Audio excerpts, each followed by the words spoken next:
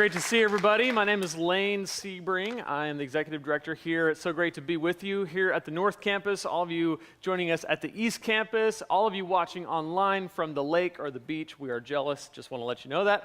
But great to have all of you with us. We're in the middle of a series called Losing My Religion, where we're talking about how religion can actually be like a virus that can really infect and work its way into everything we do and mess everything up. If you're just joining us or you're just coming kind of maybe back to church for the first time in a long time or you're new to all this, you might be saying, wait a second, why would you be telling me to lose my religion? Isn't church the place that I go where you try to convince me to get religion, and that where I'm supposed to go and become more religious than I am already? And I would say, no. What we've been looking at in this series is the fact that what Jesus established, what he set up, looks nothing like the kind of religious tone we've taken with it. In fact, when Jesus would talk about religion, a lot of times he would use the word yeast. He would talk about when you're baking bread and you put a little yeast in there, it works its way into the dough.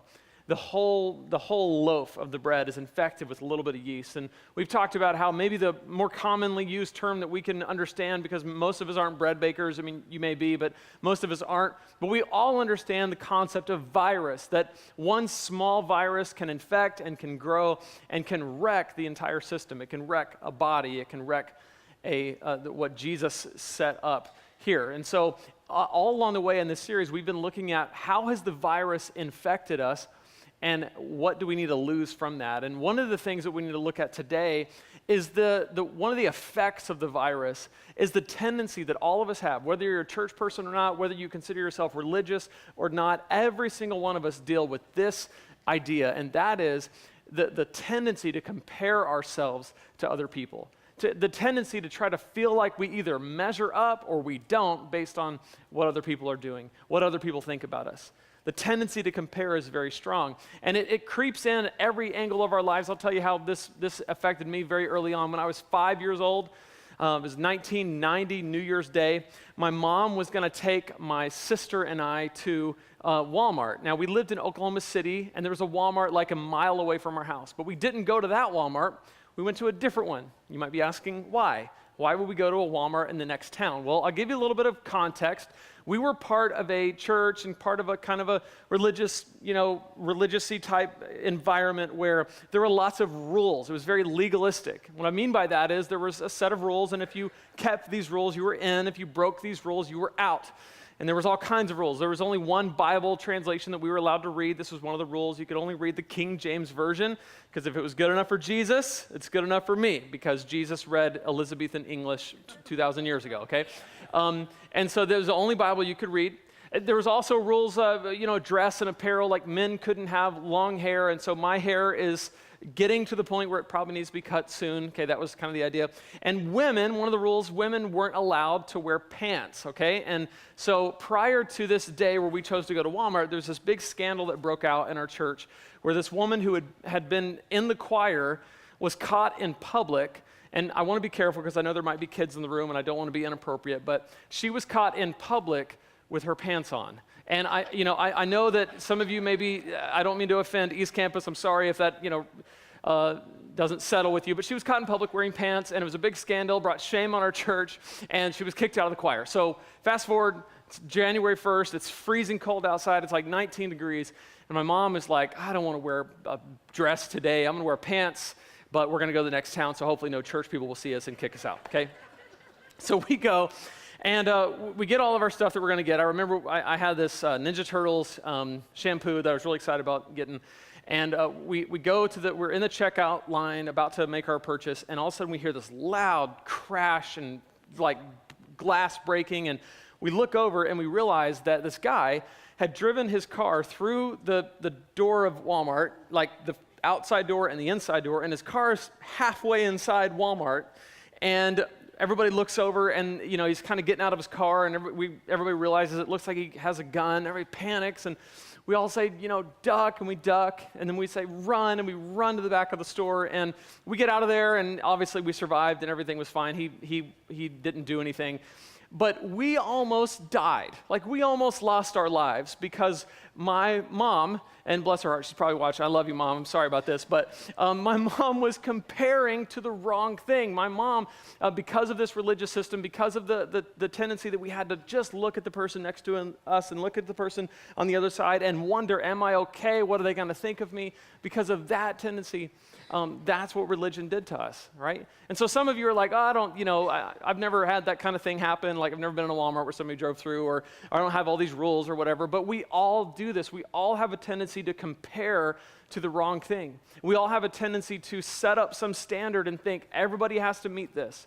Or we look at other people and we think they have it better than we do, or they have it worse. Like, maybe you've done this where you will say something like this: I wish I were rich like them. How many of you ever looked at someone who's more money than you and you think, what do they do for a living, right? Anybody ever asked that question?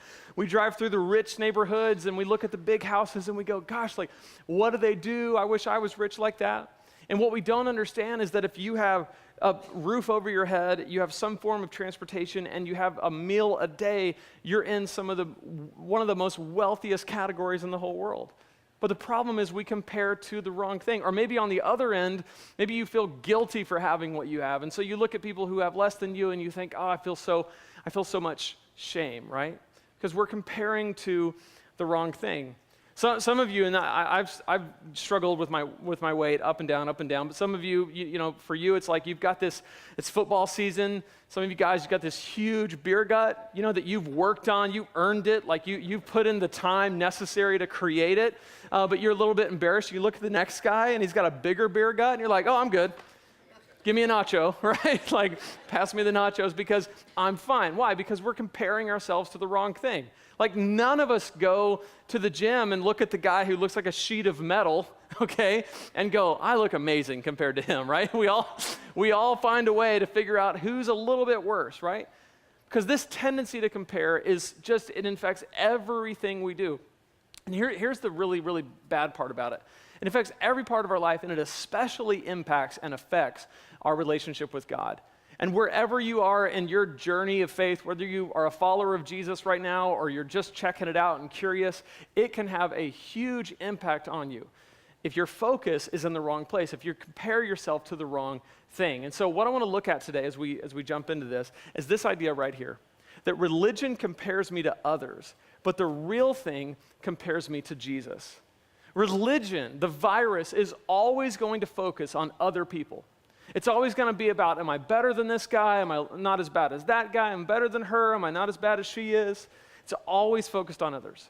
But the real thing focuses only on Jesus and compares ourselves to him. And I want to show you the effects of this. I'm going to show you how this works in a little passage of scripture found in Luke. So if you have your Bible, you can turn to Luke chapter 18. If you don't have a Bible, you can download it on the YouVersion Bible app, or we have a Bible in the lobby that we'd love to give you as our gift to you. And you can take that and it's yours.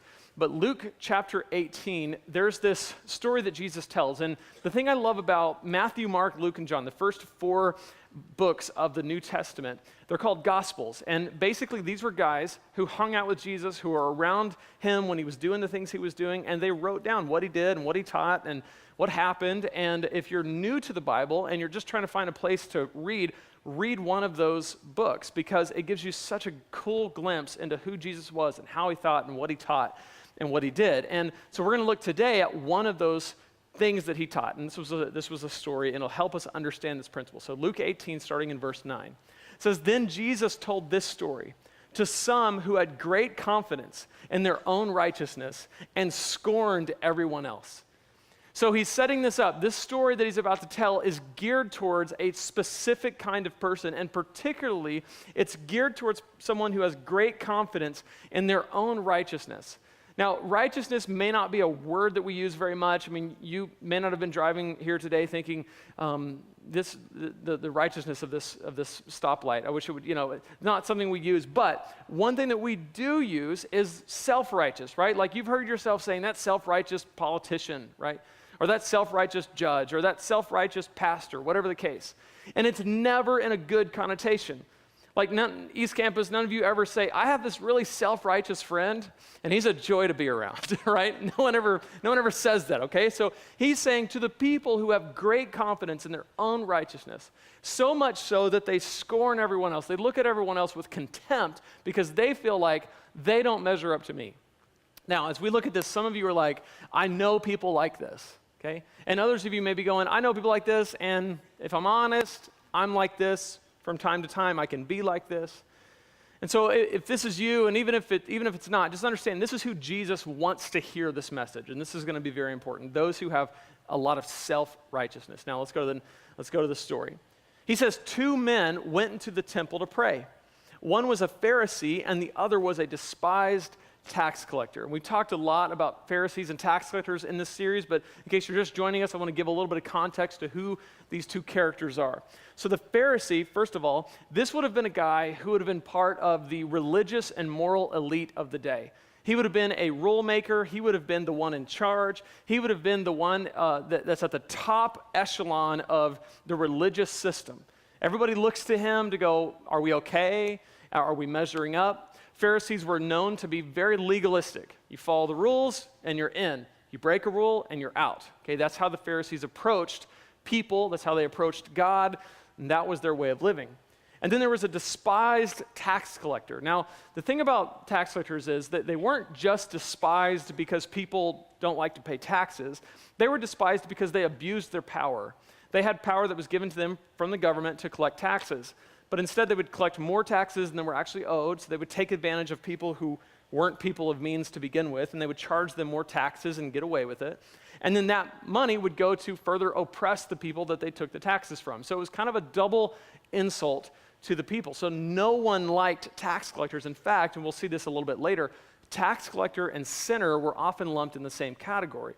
And so if you have a church background at all, when you hear the word sinner, you might be tempted to say, well, you know, I'm a sinner, you're a sinner, we're all sinners, we all make mistakes, and that's true. But in this context, sinner was like a class of people. That maybe it was people who had a type of job that put them in, it wasn't an honorable occupation for them to do. Or maybe it was people who, the people they hung around, the crowd they ran in, they were just looked at as kind of the scum of society. They were despised and hated. And so tax collectors and sinners were kind of lumped into this category of people. Maybe they smelled a little bit. Maybe they were kind of belligerent. Maybe they had addictions and abused things. And that was tax collectors and sinners. No one liked them. And then the Pharisee, they were the kind of buttoned up, religious, self-righteous, and no one liked them either. Okay, so we got 2 different sides of the spectrum here. And they both walk into the temple to pray. We're going to get to listen in on their prayer and see into their way of thinking. So let's see what the Pharisee prays. The Pharisee, so this is the religious guy, he stood by himself and prayed this prayer. I thank you, God, that I am not like other people, cheaters, sinners, adulterers. I'm certainly not like that tax collector. Okay, so this kind of reminds me of those Facebook posts, and you've seen them, maybe you've written them, where you go to your newsfeed and you read a post and it looks like this. Some people are doing some things that some of us need to realize that some others of us don't like some of that some of the time. So, yeah. I read those and I'm like, is this about me? I can't confirm it, but I mean, it's either about me or it's about potentially 7 billion other people. I don't know. So, but this is kind of the connotation that I get, like some people. And if I'm the tax collector, I'm going, dude, I'm right here, okay? Like, chill. So he's going straight to comparison. The Pharisees, his heart and his mind were so focused on, God, I just want you to know that I'm better than the next guy. I don't do the sins that he does, cheat, sin, adulterate, whatever the verb is for that, right? I'm not like other people. I'm not like him. Then he goes on, right? I fast twice a week, and I give you 1/10 of my income. So he starts with comparing himself. I'm better than him because I don't do the sins he does. And I'm better than him because I perform. I fast and I give. And because of that, you should like me.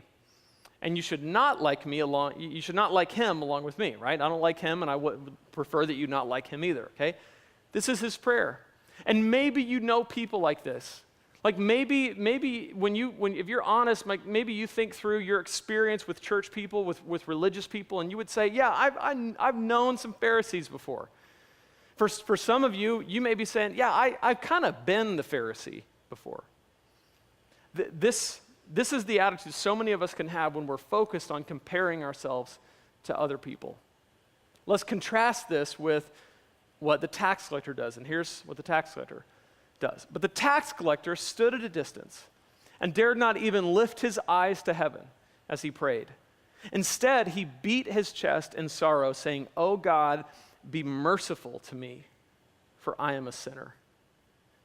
So the tax collector has no interest in comparing himself to the Pharisee. He's not interested in what he's doing. He's not saying, hey, I know you just heard the Pharisee's prayer and he was talking about me and I have an explanation. I'm not as bad as a lot of the tax collectors. They charge way more than I do. He doesn't do any of that. Here's what he does. In light of who God is, right? He's looking at God and he's acknowledging, in light of who God is, I don't measure up. In light of who God is, I understand who I am and what I've done, and the only reasonable response I have is to say, God, be merciful to me, for I am a sinner. And I think what this shows us is this. Comparing ourselves to others makes us self-righteous and judgmental. But comparing to Jesus makes us humble and repentant. Comparing ourselves to others can make us self-righteous. Look at me, look at what I've done. And it can make us judgmental. I know this full well because, like I told you, when I was a little kid, we were in the church with all the rules, and eventually we stopped going to churches like that and went to churches that were maybe a little bit less like that. But I still had to unlearn a lot of those tendencies to judge and to make rash judgments. And I remember when I was in middle school and high school, I had a lot of rules. So just the way that I saw the world was, if you're a Christian, this is what you do and this is what you don't do. One of my rules was, if you're a Christian, like if you love Jesus, if you're going to be serious about it, it means that you can always and only listen to Christian music. That's it. That's your choice, right? K-Love or the cooler one, with the one of the kids, for the kids. That's it. That's all you get, okay? And if you want to have, any music, that's it. No top 40 for you, no country, no rock, no rap. If it's not about Jesus, you can't listen to it. So I remember sitting at a lunch table with a group of other Christians because I was very insular, very bubbly, just in a bubble, so I could be in this echo chamber where I'm just around people who agree with me. Maybe you know people like this, right? And so we're sitting there, I'm in 9th grade, and this girl who is a Christian starts talking about the music that she likes, and she's like, honestly, I like top 40. I'm like, what? I'm just like, the fumes are, coming up to my head, and she's like, yeah, and I also like Van Halen and Led Zeppelin. And I was like, I didn't even know who these people were, but they just sounded evil, right? I mean, I was just like there's no way she's going to heaven, right? And so I remember in that moment feeling so self-righteous. Wow, I listen to only the best kinds of music. It's DC Talk is all that I'll listen to. This was back in the 90s or whatever. And then judgmental, right? How dare she be like that? There's no way she could be a Christian. And so here's the thing. For some of you, you're going, okay, that's funny and silly and all that, but come on. Like, I can't relate to that. Like, I've never really paid much attention to the music people listen to, but here's the thing. Self-righteousness can fall on every single one of us, no matter how religious or not religious you think you are. Here's how this could look for some of you. Maybe you're coming back to church and you're trying to kind of put your life back together. And so very quickly, you start to look at your friends, the ones that, kind of haven't caught up to you, and you start to say things like this. Well, at least I'm trying, Jesus. They're not even trying. At least I'm trying to get my life straight. They're not even doing that. At least I'm making an effort to pull myself together. They're not even doing that, right? And so very quickly, your focus can be on other people, making you self-righteous and judgmental just as much as I was as a 9th grade kid.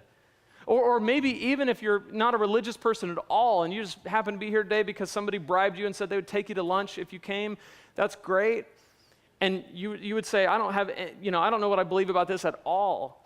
Wait till somebody disagrees with your political position, right?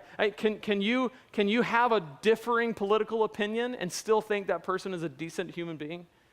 If somebody disagrees with an ethic you have or a stance that you have, can you say, yeah, we disagree on that, but we can still agree on other things, and I'm not going to judge this person entirely? Self-righteousness and a judgmental attitude can creep into every single thing that we do, and we have to really watch this. Because what happened to the Pharisee was he was so focused on everyone around him. He was so focused on the tax collector that he couldn't even see the filth in his own heart.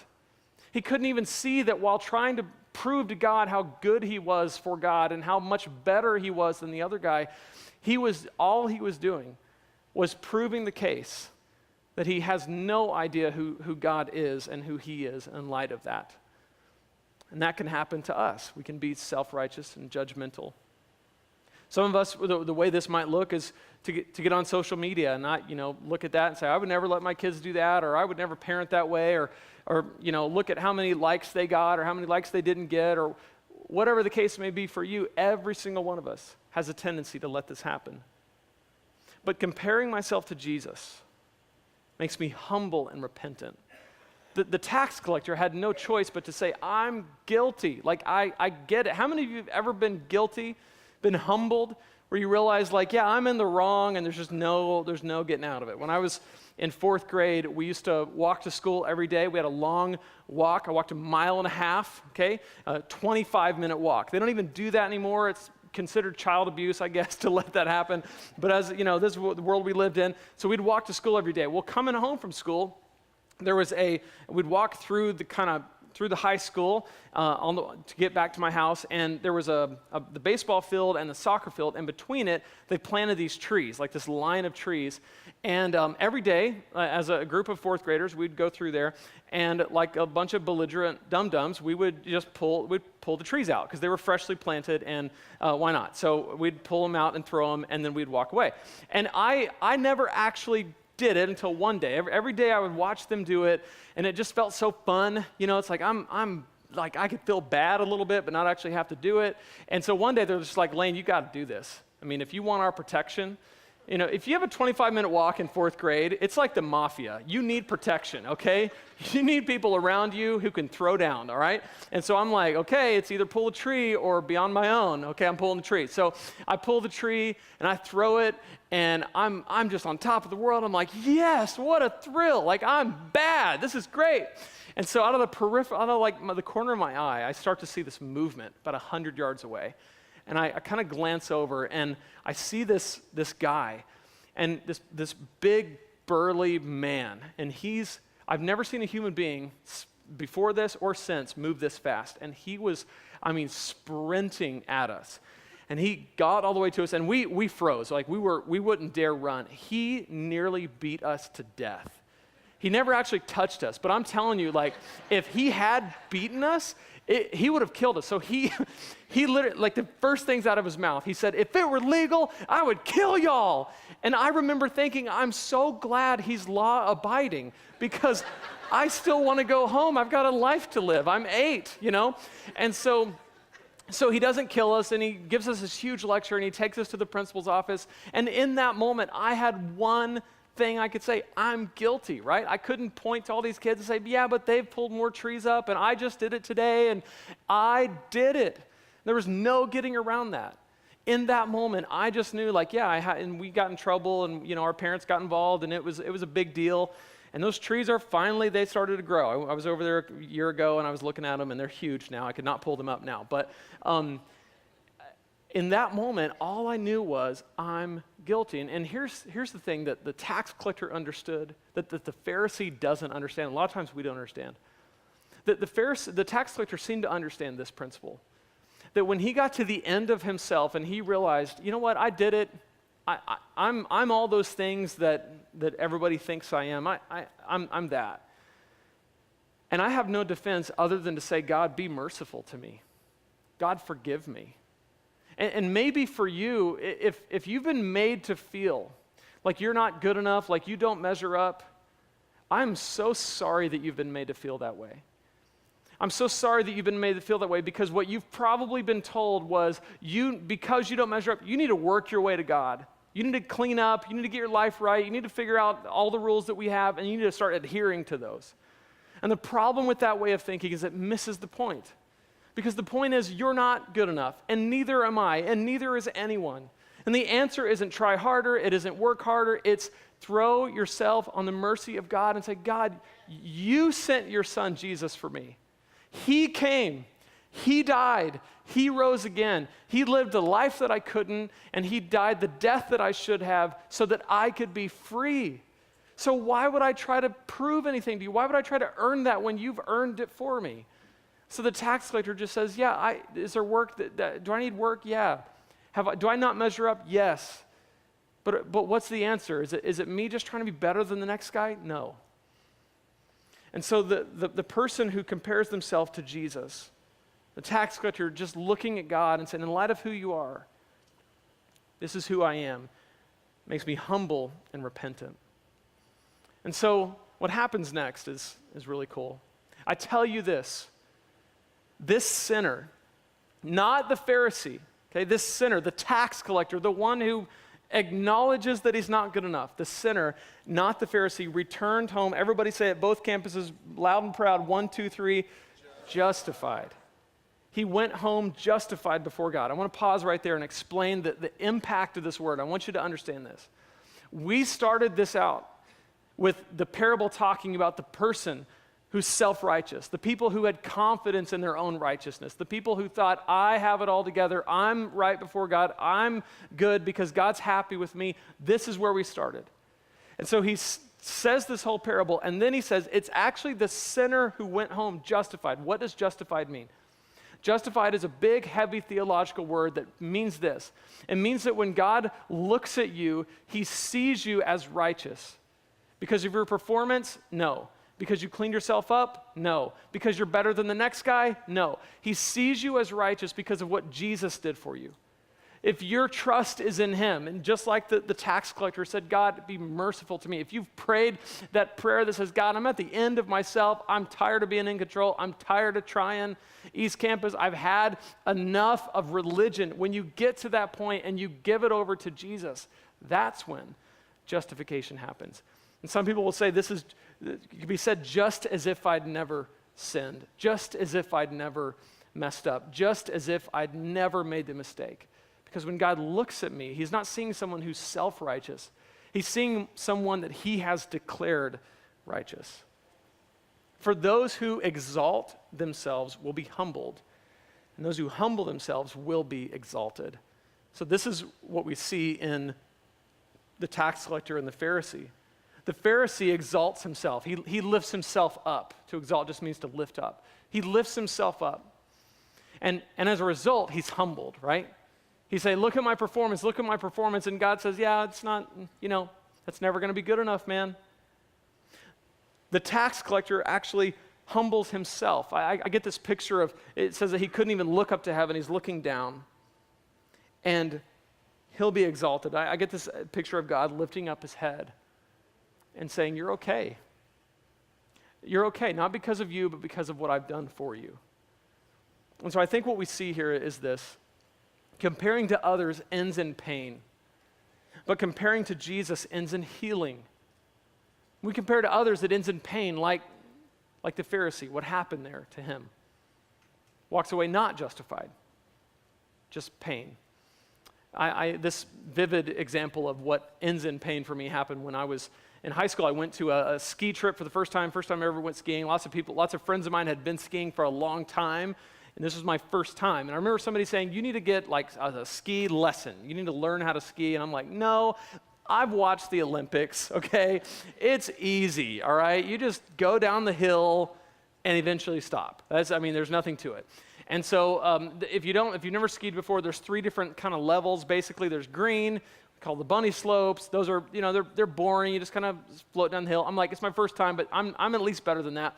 Then they're on the far other end, there's double black diamond. That's like a straight down avalanche, just kind of, crash down the mountain. I'm like, I'm not quite there yet. I'm going to go in the middle, which was blue. So me and a friend of mine, he's pretty experienced. I'm not. We go up the ski lift. We get to the blue hill, and he goes down the mountain. He's like, see you later, bye. And I'm standing there, and I'm like, okay, this is it, right? I can't go back to the lift because, this is the only way down the mountain.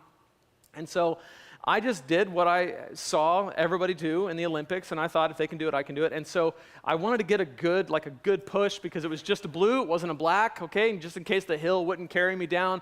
And so I give it all I've got, and then I just straight. And I'm like, hey, this is pretty cool, I'm going. Now, if you know anything about skiing, it's best practice, okay, to kind of go like this, so that you have a little bit more control and you can slow down or speed up or stop if you need to, like if you're going to crash into a tree, for example. And so I'm going, and I quickly realize that I'm picking up speed and I don't know how to stop, and I look about 100 feet ahead of me, and there's this big tree. And I'm like, wow, this is how it ends, right? I don't know what else to do. And so I'm heading for the tree, and I'm like, is anyone going to tell me what? No? Okay, no. So I do the only thing you can do when you're skiing, and I threw myself, down the mountain. And skis go everywhere, poles, going. I got snow in my face and snow down my coat, and I'm tumbling. And then when I finally stop, I'm looking around for my skis. I can't find them, right?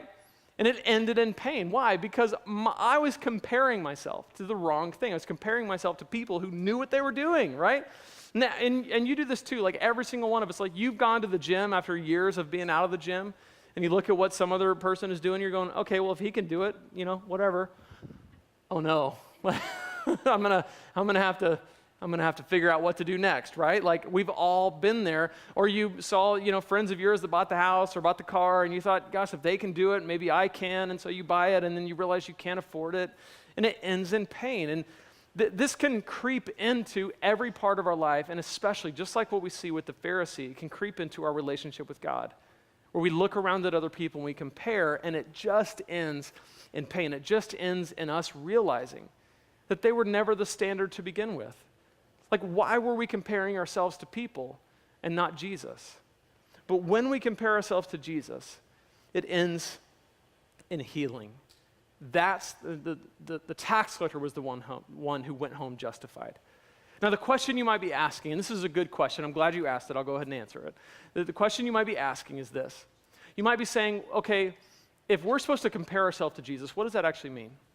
What does it mean to not compare myself to others, but compare myself to Jesus? And I want to show you what this looks like in real life. So this is Hebrews 12:2.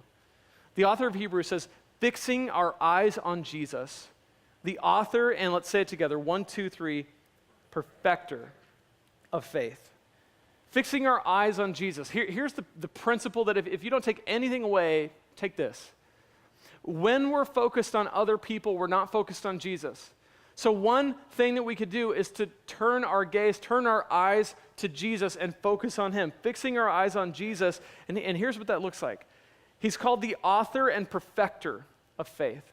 So he's the author of faith, meaning that he's the one who came, he's the one who died, he's the one who pursued you. Which if you don't feel good enough, just understand that one thing, that Jesus came for you.